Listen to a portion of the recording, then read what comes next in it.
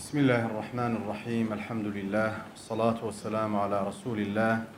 وعلى آله وأصحابه ومن والاه. برایانی بەڕێز و عزیز و خۆشەویستم، السلام عليكم ورحمة الله وبركاته. خۆشحاڵم خۆم بە شەرەفمەند دەزانم کە لەم ڕۆژە مبارەکەی جومعەدا لە خزمەت ئەو برا بەڕێز و خۆشەویست و گەنجە خوێنگەرم و دڵسۆزانە چەند قسەیەک بکەین. لە سەرەتا داوای لێبوردن دەکەین، نەمزانی داتا شۆ هەیە،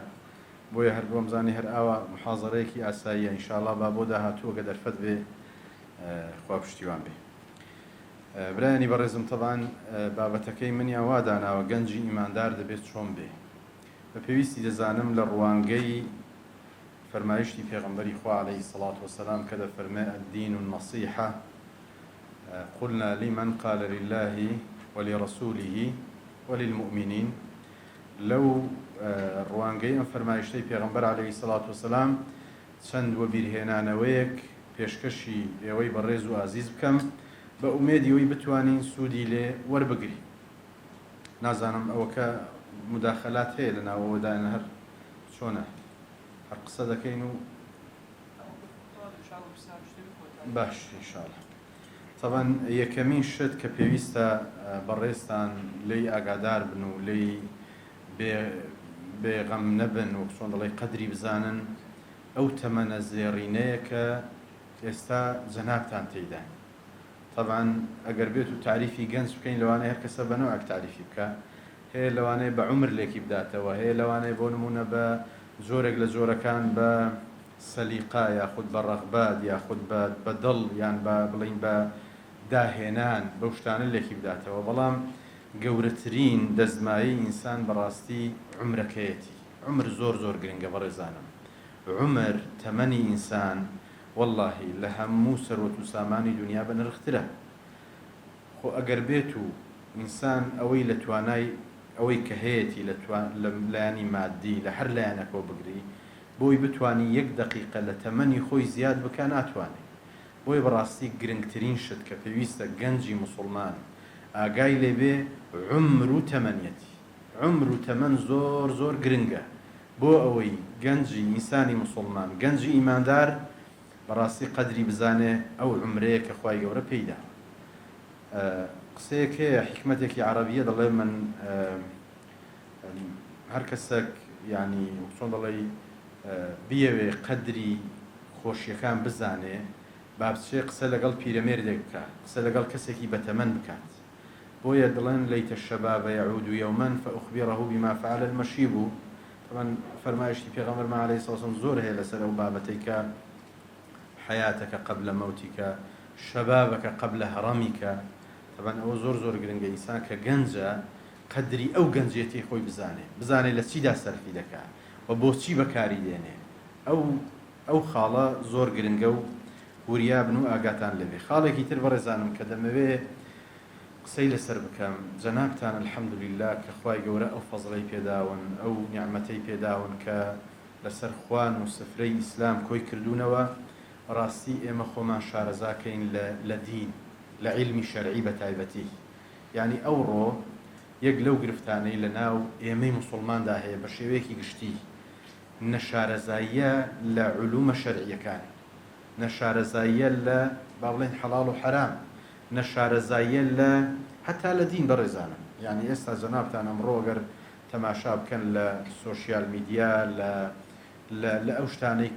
کە ئەمڕۆ بڵێ باوە لە دنیای ئێستادا، دەبینی کە بەڕاستی ڕاستە دڵێن عەسری تەکنەلۆجیا و پێشکەوتنە، بەس وەڵڵاهی لە ڕوانگەی دین و زانیاری دینی و علومی شەرعی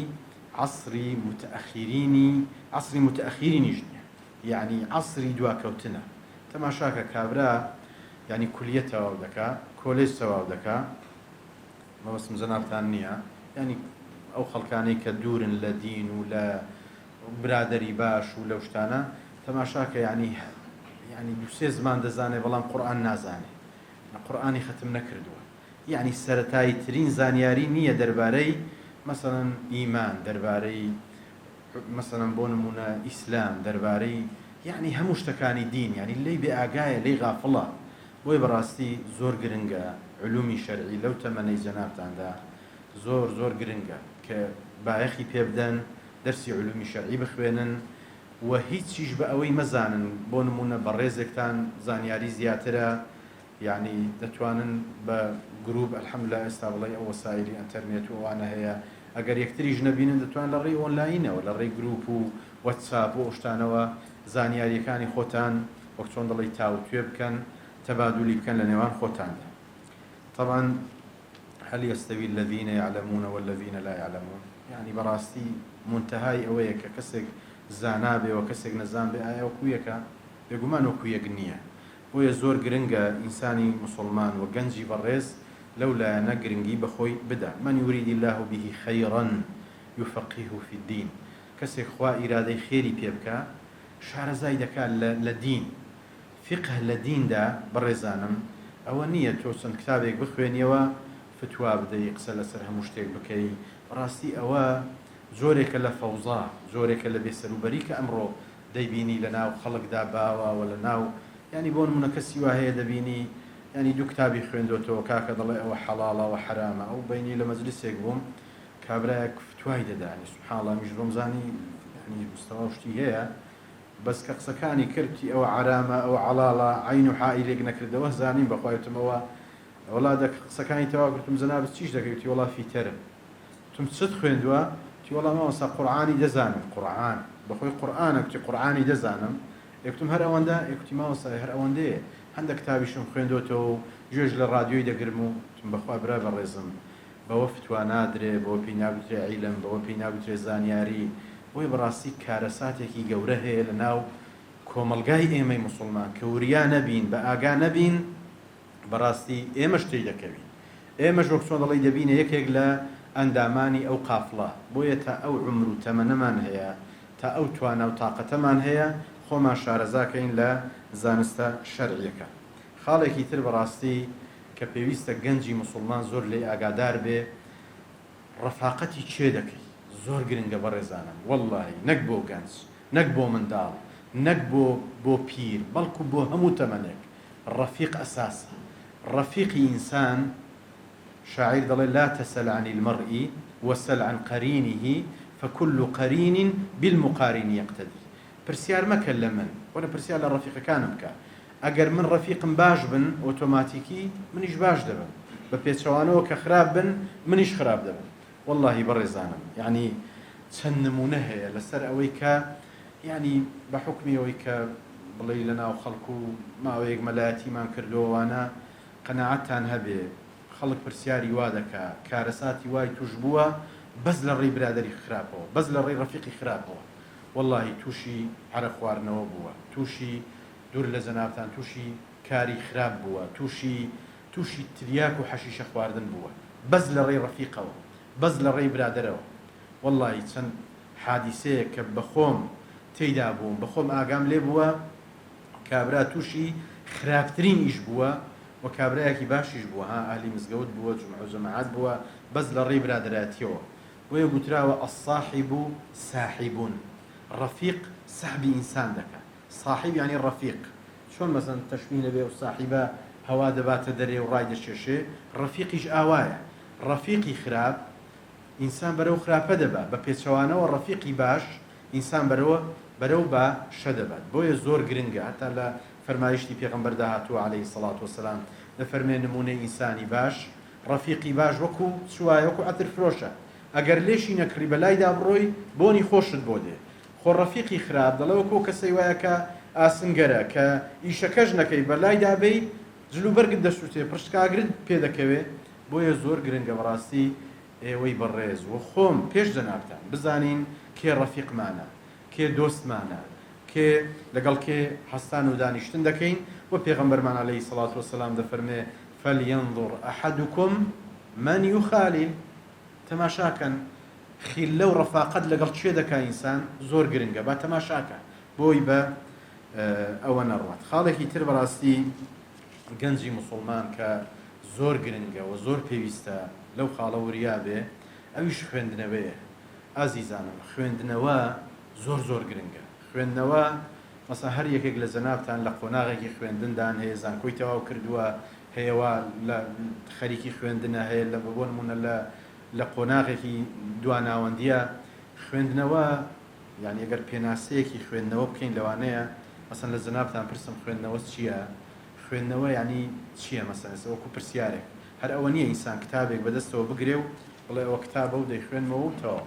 خوێندنەوە پێناسەیەکی خوێندنەوە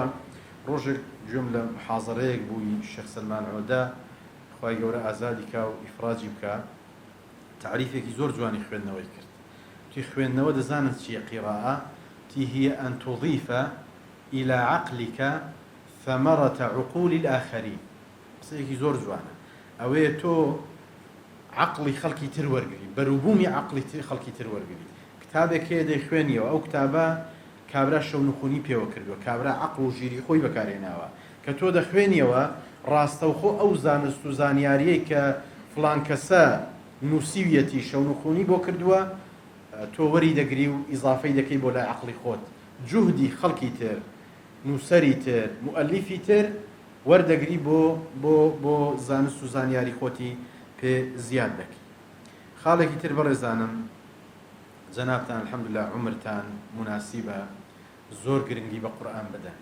قورئان بە حیفظ بە تەدەبور و هەروەها بە تەفسیر بە علومەکانی تریش. ئێستا بۆ نمونە لە وڵاتی ئێمە زۆر گرنگی بە قیراءە دەدرێت. ڕاستە قیراءە قورئان کەلامی خوای گەورەیە هەرچی بۆی بکرێ هەرچی گرنگی پێ بدە هەرچی بایەخی پێ بدات جێگای خۆیەتی. بەس هەز دەکەم لەو لایەنە زۆر مبالغە کراوە. یعنی لەلایەنی تر قورئان هەر بۆ قیراءە نییە هەر بۆ ئەوە نییە تو قیراءاتی 10 و 7 وەربگری. ڕاستە ئەوانە باشن ئێمە زەمی ئەو شتانە ناکەین بەڵام لە مقابلی ئەوەدا جانیبەکانی تر فرامۆژ نەکرێن کە تەفسیری قورئانە تێگەشتن لە قورئان بە کرداریکردنی قورئانە لە ژیانماندا ئەوە گرنگە بەڕێزان. بەڕاستی گرنگ نییە من قورئانم لەبەر بێ لە ناو سینگمدا بێ بەڵام لە عەمەل و لە کرداری ڕۆژانەم ئیشی پێ نەکەم. بۆیە زۆر زۆر گرنگە بەڕێزانم گرنگیدان بە قورئان لە ڕووی خوێندنەوەوە و هەروەها لە ڕووی کارپێکردنەوە لە ڕووی تەدەبورەوە لە ڕووی تێگەیشتنەوە لە ڕووی فەهمەوە لە ڕووی تەفسیرەوە. یعنی لێتان ناشارمەوە جارێکیان عومرم لە تقریبا 20 ساڵی دەبوو لە مزگەوتێک هەندێک قورئانم لەبەر دەکرد مامۆستایەکی بەتەمەن خوا عەفوی بانگی کردم تیوە بۆ کاتی خۆت بۆی دەکوژی سبحان الله تم ئەدی چ بکەم مامۆستا فەقێ بووم تی وەڵڵا مەکە مامۆستا تی کاک فەقێ تی کاتی خۆت بۆی مەکوژە تی قورئان تەل لەبەر دەستدایە بیخوێنە تم ئەدی چ بکەم تی دەرسەکەی خۆت لەبەرکە کە چ بوو نەحو صەرف و منطیق و شتانە بوو تەماشاکە یعنی ئەو تربیەتە سەقەتە ئەو فەهمە سەقەتە ئەتوو ئەسڵەکەی واز لێبێنی بچی وەک چۆن دەڵێ دەست بە توێک و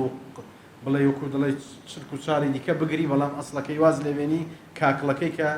قورئانی پیرۆز و کەلامی خوای گەورەیە سوبحانەه وتەعالە. تەمان ئایەت زۆرە لە قورئان فەرمایشتی پێغەمبەری خوا زۆر عەلەیهی سەڵاتو وسەلام کە باسییان بکەین. شێخ عەبدوڕەشید سۆفی هەیە قاریەکی سوودانیە لەوانەیە دیتتان لە یوتیوب وانە دەنگی زۆر خۆشە و پیاوێکی مبارەکیشە زە ئەو ڕۆژانە ڤیدیۆیەکیان بۆ ناردم تی گەنج بووم ئەوە عومرم 15-20 ساڵ دەبوو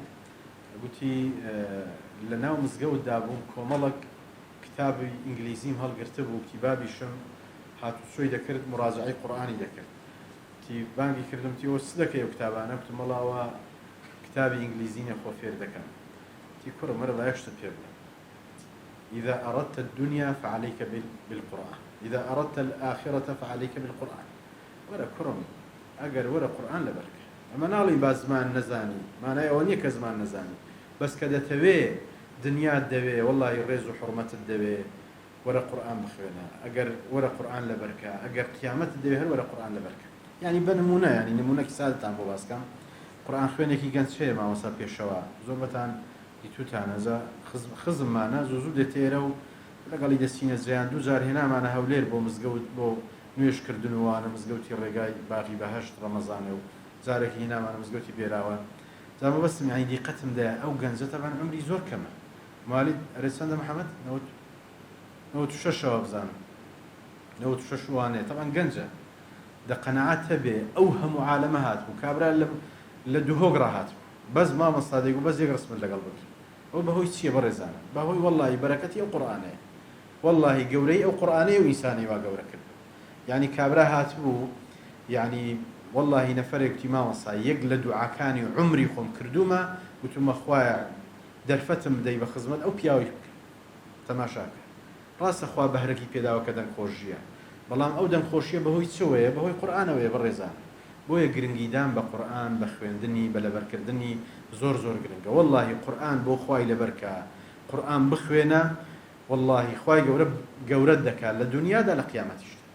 بێگومان یعنی ئاەت و حەدیثمان زۆرە کە پێغەمبەری خوا عەلەیهی سڵاو وسەلام دەفەرمێ ئرقە وارتقي فإن منزلتك عند آخر آية تقرأها لقيامتدا لو مقامي تو بس بستراوە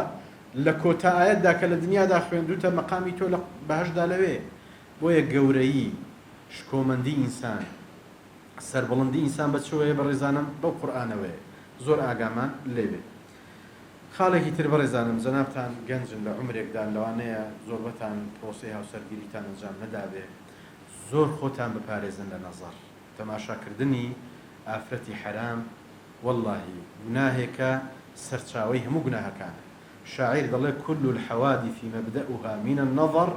ومعظم النار من مستصغر الشر هەموو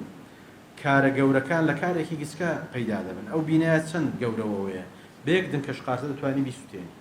پێغەمبەری خوا دەفەرمێ عەلەیهی سەڵات وسەلام النظر سهم من سهام ئیبلیس نەزەرکردن و تەماشاکردنی ئافرەتی بێگانە تیرێکە لە تیرەکانی شەیطان کە ئینسان ینی لە ناودڵی دەدرێ و کاریگەریشی زۆر زۆر هەیە بەڕاستی بەڕێزان بۆیە دەبێت وریابین خاڵێکی تر بەڕێزانم کە جەنابتان پێویستە لێی ئاگادار بن دوورکەوتنەوە لە فەوزای سۆشیال میدیا یعنی ئەو فەوزایی کە ئێستا هەیە جەنابتان لەم باشتر دەزانن یعنی ئەو بێسەروبەریە بە تایبەتی لە وڵاتی ئێمەدا ئەو سلێمانی دەڵێن چەلەحانەی حاشای جەنابتان ینی زۆر بڵێ و قسەکردن و یعنی کۆمێد نووسین و نازام چوو خۆماندووکردن و سەنگەر لە خەڵک گرتن و تەکفیر و تەفسیقی خەڵک لەسەر شتێکی سادا ڕاستی ئێمە کارە ساتە بەڕێزانم واللهی ئەگەر دەتەوێت دینە دنیا سەلامەت بێ ئێمە ناڵێن بەکاری مێنە بەڵام بە ئەندازەی پێویست بەکاری بێنە بەو ئەندازەی کە سوودی لێوەردەگری چەکێکی دووسەرەیە ئەمڕۆ ئینتەرنێت بە هەموو ئەوەکانی کە هەیەی بە هەموو بڵێ فەیسبووکە تویتەرە نازام چییە هەموو ئەوانە سوودیان هەیە و قازانجیان هەیە گرنگە ئینسان قازانجەکەی وەرگێ بەڵام وریا بێ غەرق نەبێ لە ناویدا زۆر کەس غەرق بۆ بەڕێزانم زۆر نمونەمان لایە واللهی بەهۆی ئەو مۆبایل و ئینتەرنێتەوە غەرق بووە کێشەی خێزانی خیانەی زەوجی ینی چەند نمونە هەیە کە بەخۆم تێیدا بووم بەخۆم ئاگام لێ بووە واللهی کارەساتی جەرگبڕ کارەساتێک کە باسی بکەم واللهی عەقڵتان تەوەقعی ناکە بۆیە بەڕاستی دەبێ لەو لایەنە وریابین خاڵێکی تر زۆر گرنگە دیڕاستەی ژیانی پێغەمبەر عەلەیهی سەڵات وسەلام گەنجی موسڵمان دەبێ بێ ئاگانە بێ لە ژیانی پێغەمبەر عەلەیهی سەڵات وسەلام کە دەڵێن ژیانی پێغەمبەری خوا عەلەیهی سەڵات وسەلام یعنی دەرس و عیبرەت و حیکەم لە ژیانی پێغەمبەری خوا عەلەیهی سەڵات وسەلام وەرگرین بۆ ئەمە زۆر زۆر گرنگە زۆر پێویستە ئەمە بزانین پێغەمبەری خوا عەلەیهی سەڵات وسەلام ژیان و تەمەن و عومر و یعنی دعوە و جەنگ و جیهاد و ئەوانەی چۆن بووە زۆر گرنگە یعنی هەڵوێست وەک چۆن دەڵێ ئەوە لەسەر ینی لەسەر ژیانی پێغەمبەری خوا عەلەیهی سەڵات وسەلام وەرگرین و سوود وەربگرین لەو ژیانەی پێغەمبەری خوا عەلەیهی سەڵات وسەلام کە کردوویەتی و بەڕێ کردووە یعنی بەڕاستی ئەمڕۆ وەک چۆن دەڵێ بێ ئاگایەکی زۆر هەیە لەناو خەڵک موسڵماناندا ینی دەبینی بۆ نمونە ینی زۆر ڤیدیۆ دەبینی زۆر خەڵک دەبینی ینی چەندین شت هەیە جەنابتان دەبینن کابرا پرسیاری لێ دەکات ینی وەرە کابرا گەورە و گرانە لی دەپرسێ خولەفای ڕاشیدین چەندن ینی کابرا بەڕاستی ژوە دەڵێ ینی دەڵێ وەڵا خوا پێغەمبەر نەعوذ بالله ینی خولەفای ڕاشیدین ینی نەزانی ینی ئەو جەهلە بە سیرەتی پێغەمبەری خوا عەلەیهی سەڵات وسەلام بەڵام بڕۆ لی پرسە بڵێ فلان فەریقی تۆپانێ فلان ئەوە چ بووە هەر هەمووی لەبەر فلان ساڵ ئەوەندە گۆڵی کرد ئەوەندە نازام چی کرد بۆیە بەڕاستی بەڕێزانم ئێمە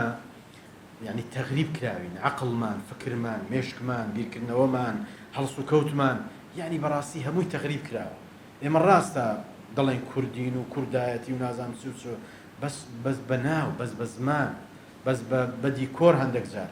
بە عەقڵ و بە فکر و بە تێگەیشتن و بە بیرکردنەوە بەڕاستی ئێمە تەغریب کراوین سەقافەتی خەڵکی دی باوەرگرین لە باشەدا بەکاری بێنین بەڵام پێچەوانەوە باشەکەمان وەرنەگرتووە لە خراپەکەدا پێشبڕکێ دەکەین و شەو ڕۆژی بۆ دادنین. خاڵێکی تر بەڕاستی بەڕێزانم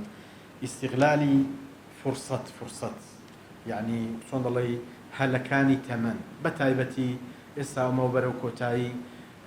خوێندن دەڕۆین ئەوەی کە زانکۆیەوە بزان بەشی زۆری تەواو بووە ئەوەی کە تەواویش نەبووە بزانم زۆری نەماوە یعنی خوای گەورە هەموو لایەکتان ناجحکاوە هەموو گەنجێکی بەڕێزی مسلمان ئەوەی کە ئیمتیحانی ماوە خوا تەوفیقیدا ئەوەی کە کردوویەتی خوای گەورە ناجح و سەرکەوتووی بکە بەڵام بەڕاستی گرنگە ئێمە بەرنامە بۆ فرسەتەکانی ژیانماندا بنین بزانین یعنی چۆن ئەوە بکەین ینی چۆن دەڵێ بەرنامە ڕێژی بکەین بڵێ ئۆتڵەی هاوینمان لە پێش ئایا ئەو ئۆتڵە هاوینەی ئەمە بەس بە ماڵێ بەس بە پۆبجی بەس بە یاریکردن بەس بە فەیسبوک بەس بە کات کوشتن بەڕێوەی بەرین هەوڵدەی بەرنمەیەکی جوانی بۆ دابنین ینی کاتی یاریشمان هەبێ کاتی مۆبایلیشمان هەبێ کات بەس هەموو کاتەکەی تەوزیەکەی نەک هەموو کاتەکەمان بۆ خەو بڕوە یان هەموو کاتەکەمان بۆ شتی تەرفیهی بڕوە بەڵام بیر بە ڕۆشنبیری و بیر بە گرنگی بە ڕۆشنبیرکردنی خۆمان و بە بڵێ بە زیادکردنی عیلم و زانیاری خۆمان نەدەین. فرسەت چییە بەڕێزانم؟ فرسەت دەڵێن الفرصة سريعة الفوت بطيئة العود. فرسەت زوو لە دەست دەچێت بەڵام درەنگ دێتەوە جاری هەر نایەتەوە. ئێستامە چەند هاوینمان بەڕێ کرد چەند فرسەتی عمرمان بەڕێ کرد ڕۆی تازە تەواو نایەتەوە یعنی بەڕاستی بۆیە دەبێ زۆر وریابین لە کاتەکانمان هەمووی تەرخان نەکەین بۆ یاریکردن بۆ بەتابەتی گەنجی ئێستا بەڕاستی فۆتاوە یعنی گەنجی ئێستا ئەو پۆبجیە نازام سەد یاری هەیە زۆر جارەیە کابرا دەڵێ مامۆستا دوعام بۆ بکە کوڕەکەم پۆبجی دەکە جا هەر بۆ خۆشی ڕۆژێک برادرێک کوتی مامۆستا کوتی سەعات دوو شەوێ بوو کوتی وەختێکی خێزانم بانگی کردم تی هەستە دزمان هاتووە سەر ماڵ تی وشتم دزی چێ دەرگە شتە مقەپاتە تی وەڵامیش دەرگام کردەوە تی کوڕەکەم هاوار دەکە ئەی هاوار کوشتمیان لەیاندان بابە کوشتمیان تی وەڵاهی ئەمیش بەڕاستی ترسە دەدەگەی تی چووم بە ترس و لەرز دەرگام کردەوە کەس نییە دەرگای مەدخەلی قەپاتە چییە چ باسە چ نییە تی وەڵا ئەوە بوو دەرگام کردەوە تی چوم تی هەر هاواری خۆیان جنۆکەی لی دەدا دزە بە چدا هەر تێگە تەماشام کرد سوور بوویتەوە ڕەت دەیهێنی و دەی باخەرکی پۆبجی کرد باو سەعات دوو شەوێ خۆرەتی کوڕم هەستە ڕەحمەتت لێبێ هەستە زەندەقی مەشت بێت هەستە کوڕم ئەوە چییە تی وەڵا دوور لە جەنابتانتی ئەوە کەم لێ وەرگرت و یەک دوو زل لەم لێدا و کتی دوایە بەیانی کردم کوڕم وەرە ئەتوو شێتی ئەتوو ئاگان لە عەقڵی خۆت ماوە ئەتوو دەزانی ئەتوو چی بەس پێم بڵێ جا بۆیە بەڕاستی بەڕێزانم دەبێ وریابین بە ئاگابین وەڵڵاهی ئەگەر کاتی خۆمان عمری خۆمان فرسەتی ژیانی خۆمان